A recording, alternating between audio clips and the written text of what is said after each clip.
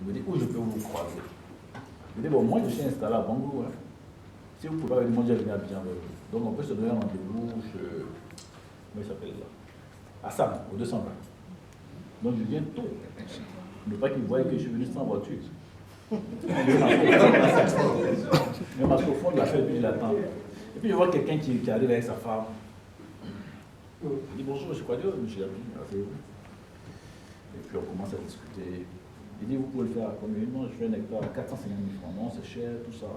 Mais quand je vois le chiffre de la fin, je me dis, c'est bon. La loi des grands nombres, donc j'accepte un prix qui ne m'arrangeait pas. Mais en réalité, je l'avoue, ça m'a aidé à voir les choses en avance. Ce monsieur n'a pas vu mon bureau. Il n'a pas vu dans quelle voiture je voulais. Mais bizarrement, il m'a fait confiance. Ils m'ont fait un chèque d'une avance de 12 millions. Et ça m'a permis d'ouvrir le compte de mon entreprise pour la première fois dans une agence de banque. Après ça, on a pris les manœuvres, j'ai loué un véhicule, les manœuvres étaient dans le car et puis on est allé à Genoa, on a commencé sa fondation. 2 années plus tard, ce monsieur est devenu un de mes associés dans une affaire qu'on a au niveau d'Abidjan, la fabrication de biomasse à l'aide de déchets organiques. Donc il est rentré d'Italie, il est devenu un de mes associés dans une de mes affaires. Tout ça pour vous dire que les opportunités peuvent vous mener à beaucoup de choses. Mais c'est vraiment une question de foi. Quand j'ai dit que je rentrais à Abidjan, j'avais plus d'amis. Mais c'était ça la chose la plus importante. Parce que les amis, des fois, ça distrait. J'étais concentré sur mes plantations. Quand je suis arrivé au village, bon, ma mère avait très peur parce qu'elle avait un de ses cousins qui était là-bas qui gérait sa plantation, mais il ne voyait pas l'argent. Donc quand moi je suis arrivé avec mes histoires de... Voilà, j'ai fait mes calculs à l'adolescence, c'est pas normal. Elle a dit non, il faut laisser ça. Il faut laisser faire autre chose. J'ai dit ça, il bouffe ton blé, moi je ne suis pas d'accord. Il dit, il va te tuer, il va se tuer. Il va se tuer parce que l'être suprême en qui je crois là, je ne vais pas avoir.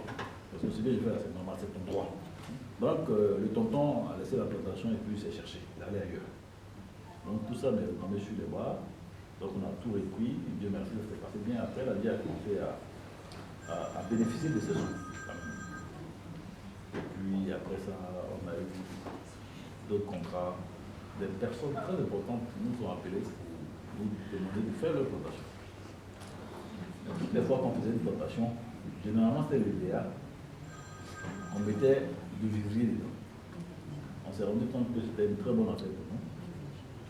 Et on a donc commencé à mettre en place le produit mondevéa.com sous la forme sous laquelle vous connaissez aujourd'hui. Donc on demandait aux gens de souscrire pour un certain montant et puis au bout de certain temps on partagerait le bénéfice. C'est ce qui s'est passé jusqu'à aujourd'hui. Et en 2013, on a eu un sinistre sur une de nos plantations.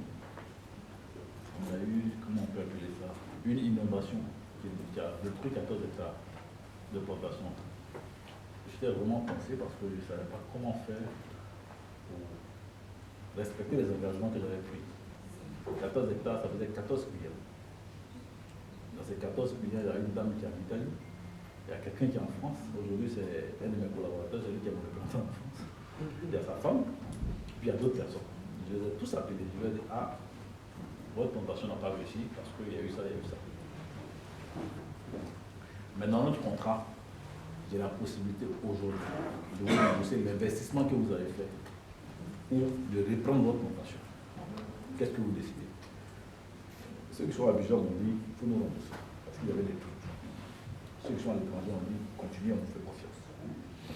Et parmi ceux qui ont dit continuer, bon, pour la petite histoire, au niveau des clients de mon EVA, on a eu 3 qui ont atteint le milliard en termes d'investissement. Et dans ces 3 qui ont atteint le milliard, il y a 2 qui font partie des gens qui ont eu le sinistre. Je ne vais pas dire de nom là. Et ceux qui ont demandé qu'on rembourse, on a remboursé. Après, ils sont revenus comme clients. Et puis, depuis 2013, on n'a pas eu de sinistre. Ou du moins, si on a eu des sinistres, c'est des choses, on n'a même pas eu besoin de dire au client parce qu'on a pu faire nous la confiance, on a pu. Bon. Une fois, il y a eu un sinistre, quelqu'un qui est venu des États-Unis, qui nous avait confié sa plantation, qui n'était même pas sur notre site. Il voulait visiter sa plantation.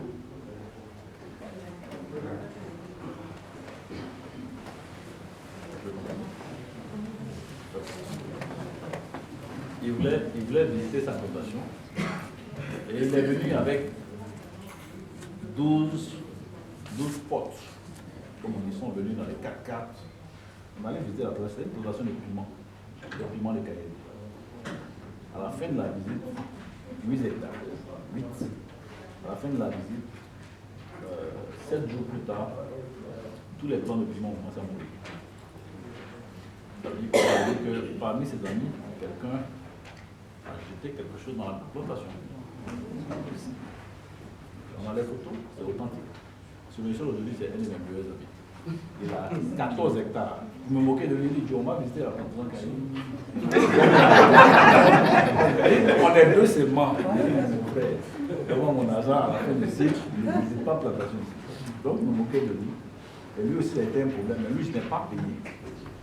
Parce que si on veut voir, ça a été de sa faute. De façon innocente, il s'est fait accompagner d'amis, mais c'est pas comme c'était l'invitation. Donc, on s'est compris, il ne m'a pas demandé de payer. Il a réinvesti de l'argent, on a refait sa plantation. Aujourd'hui, il ne parle plus de cette plantation. Depuis lors, on n'entend plus de sinistres. Dieu merci. Tout simplement parce qu'on a fait de l'investissement considérable. On a un ingénieur israélien qui travaille pour nous. Les chiffres sont un peu indécents, mais c'est la vérité. Qui est payé à 10 millions par mois, 10 millions de francs CFA. On a un ingénieur russe qui travaille pour nous, qui est payé un peu moins que ça. On a un Ivoirien qui n'est même pas ingénieur, mais qui vivait en France, mais qui était passionné d'agriculture. J'étais en train de chercher un expatrié pour venir nous aider. Et j'ai un de mes associés en Italie qui m'a dit, mais je connais Philippe, qui n'est pas ingénieur, mais qui sait faire des plantations et qui travaille, excusez-moi du terme, mais comme les blancs. Il est d'accord qu'il vienne faire une interview, il est venu, on a discuté, il est d'accord. Il avait joint l'équipe au niveau de la direction d'exploitation. Donc lui, il n'est pas ingénieur, mais il fait du bon job. En termes de matériel, de machines que nous avons, nos machines, la valeur de nos machines font autour de 3 milliards de francs CFA. Ceux qui viennent à gens qui veulent vérifier, il n'y a pas de problème. En termes d'investissement, aujourd'hui, le groupe agronomique a 14 compagnies. C'est-à-dire en France, il y a une en Hollande, il y a 2 entreprises au Ghana et le reste en Côte d'Ivoire. Et pour ceux qui ont déjà entendu parler de GOMPSI, pour ceux qui ont entendu parler de GOMPSI, c'est un répartiteur pharmaceutique qui a été racheté par la CEP Bretagne, qui est une coopérative de pharmaciens en Bretagne, qui donc a racheté GOMPSI à l'époque. Et aujourd'hui, ils ont mis DPCI en vente. DPCI qui signifie distributeur pharmaceutique de Côte d'Ivoire. Depuis 5 ans, DPCI en vente. Il y a eu des candidats, il y a eu même des gens qui ont écrit dans une Afrique qui sont